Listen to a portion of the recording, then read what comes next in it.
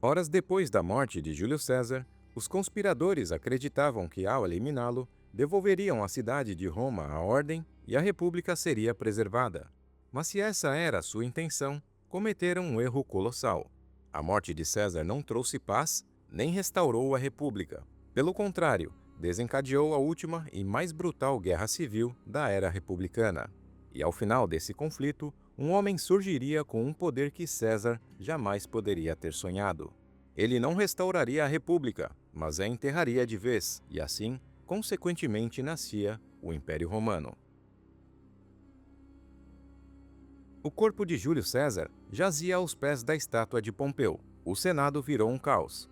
Senadores, sem saber quem era aliado ou inimigo, fugiram em desespero, temendo serem os próximos alvos. Enquanto isso, os conspiradores, alguns ainda com suas lâminas gotejando sangue, saíram às ruas proclamando que haviam libertado Roma de um tirano. Mas o povo viu outra coisa: uma cidade mergulhada no desespero, seus líderes ensanguentados, empunhando armas e gritando descontroladamente. Em meio à confusão, Marco Antônio, que não estava no Senado no momento do ataque, fugiu disfarçado e se trancou em sua casa. Outros senadores, vendo a chance de se aliarem ao golpe, pegaram adagas e começaram a se gabar de terem participado da conspiração. E os conspiradores, reforçados pelos gladiadores de Décimo Bruto, marcharam até o centro da cidade, proclamando que um novo homem havia salvado Roma. Mas o público não estava convencido. Afinal, César, mesmo concentrando o poder em suas mãos, havia trazido estabilidade após anos de guerra civil. E agora, os senadores armados percorriam as ruas ao lado de gladiadores. Para piorar, Lépido, um dos aliados mais leais de César, rapidamente tomou providências. Ele marchou com suas tropas para o campo de Marte, aguardando as ordens de Marco Antônio. Eles queriam vingança, mas sabiam que ainda não era hora de lutar. Enquanto isso, os conspiradores se entrincheiravam no Capitólio, proclamando novamente que haviam livrado Roma de um tirano. Públio Dolabella, que César havia nomeado como futuro cônsul antes de sua morte, rapidamente anunciou que assumiria esse cargo imediatamente, e o apoio de um cônsul encorajou Brutus e Cássio, que estavam envolvidos na conspiração contra César. Eles iniciaram negociações, sugerindo que Sexto Pompeu, filho de Pompeu Magno, fosse chamado de volta a Roma, assim como outros exilados de César. Em seguida, enviaram mensageiros a Marco Antônio e Lépido, tentando convencê-los que o melhor caminho agora era seguir em frente e governar juntos. Mas os cesarianos não estavam convencidos, especialmente com Décimo Bruto ainda no controle de um exército poderoso na Gália Cisalpina. Entrar em conflito direto contra ele seria um grande erro. Como Marco Antônio ainda era cônsul naquele ano, decidiu agir, e ele convocou o Senado. Mas os principais conspiradores não compareceram, mesmo com as garantias de segurança de Lépido e Antônio. O Senado estava dividido. Alguns condenavam os conspiradores e outros elogiavam, mas a maioria não queria saber de lados. Eles queriam apenas uma coisa: a paz. Mas a paz era algo que Roma não veria tão cedo. A proposta dessa reunião era simples. Uma votação decidiria o destino das leis de César. Se ele fosse declarado tirano, todas as suas decisões seriam apagadas da história. Mas antes que a primeira mão pudesse ser levantada, Marco Antônio se levantou e mudou o rumo da discussão. Mas com um tom frio e calculista, ele relembrou a todos que César havia nomeado magistrados para os próximos 5 anos. E se suas leis fossem ilegais, essas nomeações também seriam. E entre esses magistrados estava Dolabella, jovem demais para assumir o consulado, cujo único direito ao cargo vinha justamente da caneta de César. A mudança foi instantânea. Dolabella, que até então flertava com os assassinos de César, se voltou contra eles num piscar de olhos. Agora estava horrorizado com a ideia de honrar os homens que tinham manchado a Cúria com o sangue do grande César. E Antônio não parou por aí. Ele lembrou que Roma estava cheia de veteranos leais a César, soldados endurecidos pela guerra, homens que haviam conquistado a glória ao lado de seu general, e que agora estava morto. E mais do que isso, muitos eram dependentes das leis de César para receber terras e aposentadorias. Revogar esses direitos significaria convocar uma revolta dos soldados mais experientes da República. Por fim, Cícero se ergueu, não com um discurso inflamado, mas com um apelo à razão, e disse que a vingança apenas traria mais caos. Roma precisava de estabilidade e não de mais derramamento de sangue. A solução? Ratificar todas as ações de César e, em troca, garantir que todos os conspiradores fossem poupados. Era um acordo desconfortável, mas necessário. Antônio aceitou, mas com uma única condição: César teria um funeral público e seu testamento seria lido para todos, e a proposta foi aceita. Com o perdão oficial concedido, Bruto, Cássio e os outros conspiradores finalmente desceram do Capitólio. Então veio o momento mais esperado: a leitura do testamento de César.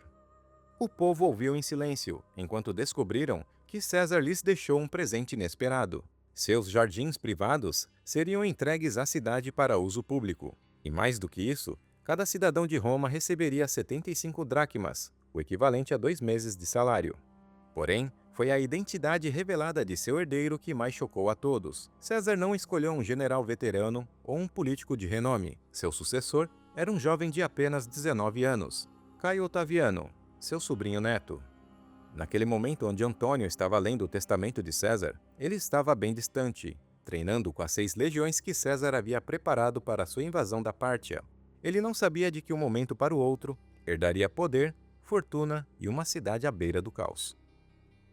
Com isso, o corpo de César foi trazido à praça, gritos ecoaram pelas ruas. E ali, no coração de Roma, Marco Antônio viu a sua oportunidade. O palco estava pronto e o jogo do poder estava apenas começando. O discurso começou como qualquer outro. Antônio leu todas as leis sancionadas por César, destacando aquelas que beneficiavam diretamente o povo.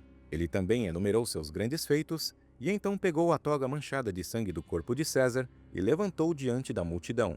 O povo imediatamente ficou enfurecido e a assembleia se transformou em um motim. Os libertadores perceberam o perigo e fugiram imediatamente, enquanto a população incendiava a Cúria, o local onde César foi morto.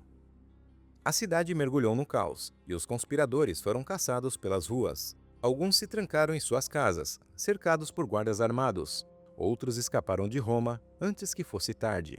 Enquanto isso, o corpo de César foi carregado pelo povo e improvisaram uma pira funerária gigantesca com bancos, barracas e qualquer madeira disponível. E sob o céu de Roma, as chamas consumiram o homem que havia mudado a república para sempre. Enquanto César ardia no fogo, as pessoas atiravam armas, joias e peças de roupa, como uma espécie de oferenda ao líder caído. Em um único discurso, Marco Antônio revirou Roma do avesso. Ele transformou os libertadores em inimigos do povo e se tornou um mestre da cidade. Ele também dispensou Bruto e Cássio, que faziam parte dos conspiradores, de seus deveres judiciais em Roma, sob pretexto de não poder garantir sua segurança, e também propôs enviá-los para Sicília e Ásia, com a responsabilidade de obter trigo para Roma. Essa atribuição, além de ser indigna de suas posições, os teriam mantido longe de Roma, o que ajudaria Antônio a concentrar mais poder em suas mãos. Mas eles recusaram tais deveres secundários, porém fugiram para a Grécia. Diante de todo o motim, o Senado estava furioso e culparam Antônio pela revolta, pelos incêndios e pelos mortos. Porém, Antônio não perdeu tempo e ordenou a execução de um homem que alegava ser neto de Caio Mário e parente de Júlio César, e um dos principais instigadores dos tumultos. Sem nenhum julgamento, Antônio ordenou a sua morte de imediato, e com isso o povo ficou novamente furioso. Os plebeus tomaram conta do fórum protestando contra a morte deste homem. E qual foi a resposta de Antônio? Soldados. Os legionários dispersaram a multidão à força, e os líderes da revolta foram executados publicamente. Em menos de um mês, Marco Antônio desfez a sua conexão com o povo e selou sua aliança com o Senado. Antônio começou a agir também como líder dos cesarianos, incluindo apropriar-se de uma parte da fortuna de César que pertencia legitimamente a Otaviano, e começou a gastá-la como se fosse sua. Ele fabricou leis alegando que eram decretos escritos por César e subornou príncipes estrangeiros. Além de tudo, montou um exército privado com 6.000 veteranos leais apenas a ele. Agora, todo o poder estava em suas mãos, e o Senado pouco a pouco se tornava um teatro de marionete em suas mãos. Sem aliados e sem opções, os libertadores tiveram que deixar Roma. Eles sabiam que o verdadeiro confronto ainda estava por vir, e desta vez, Roma inteira estaria em jogo. A partir dali, enviaram mensagens a Décimo Bruto na Gália Cisalpina para que preparasse suas legiões. Também enviaram mensagens a Caio Trebônios na Ásia além de Lúcio Tílio na Bitínia, para começarem a arrecadar fundos.